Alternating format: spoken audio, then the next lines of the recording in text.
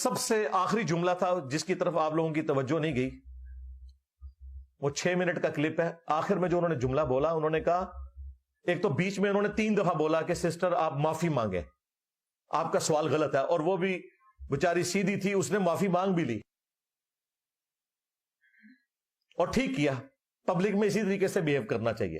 ہو سکتا ہے کوئی ادھر مجاہد ملت نہ اٹھ جاتا کہ آپ یہ کر رہے ہیں. اور ڈاکٹر ذاکر نائک نے جو آخری جملہ بولا ہے وہ یہی بولا ہے، بالکل ٹی ایل پی والا جملہ بولا ہے. انہوں نے آخر میں کہا کہ آپ 25,000 لوگوں کی موجودگی میں اسلام پر تہمت لگا رہی ہیں. لاکھ دی لعنت ہے جی ایسے لوگوں ہوتے ہیں جنہوں نے دفاع کرنے پیچھے تسی کبوتر آ رکھا بند کر رہے ہو. اسلام پر تہمت، یعنی جو مولوی بچوں سے منہ کالا کرتے ہیں ان کے خلاف بات کرنا اسلام پر تہمت ہے. جو مولوی تبلیغی جماعت کی آڑ میں ہیروئن سمگل کرتے ہیں ان کے اوپر بات کرنا اسلام پر تہمت لگانا. اسلام کی پیٹھ میں تو چھڑا انہوں نے گھونپا ہے.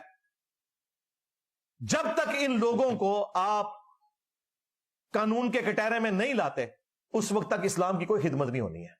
چھڑ دو باقی اسلام کی خدمتاں نے ادھر کچھ بھی نہیں نکلنا. جب تک کتا نہ نکلے کنویں سے آپ جتنے مرضی ڈول نکال لیں کنویں کا پانی کبھی پاک نہیں ہوتا.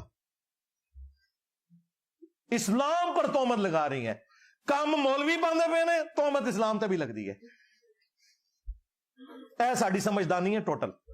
میں نے آپ کو اس کی ریزن بھی بتا دی کہ وہ ڈینائل موڈ میں کیوں گیا ہے، کبوتر کی طرح اس نے آنکھیں کیوں بند کی ہیں، کیونکہ انہی مولویوں کے بعد تو اس نے جانا ہے.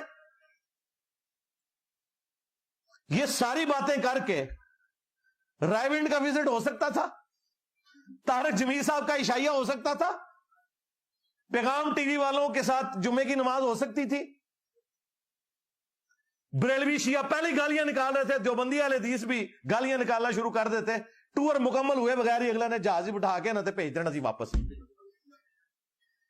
یہ وجہ تھی. اور یہ جتنی باتیں میں کر رہا ہوں یہ نہ سمجھیے گا یہ میں کوئی بدگمانی کر رہا ہوں، یہ ریالٹی ہے. اگر آپ سمجھتے ہیں نہیں بدگمانی ہے تو اسے کہو کہ یہ پھر جواب دے ان باتوں کے جو ہم چیزیں ہائی لائٹ کر رہے ہیں. پہلے اس سسٹر کا سوال قیامت تک ادھار ہے ڈاکٹر ذاکر نائک کے اوپر، وہ جواب دینا ہے اس بات کا. ڈینائل موڈ میں نہیں جانا، جواب دینا ہے.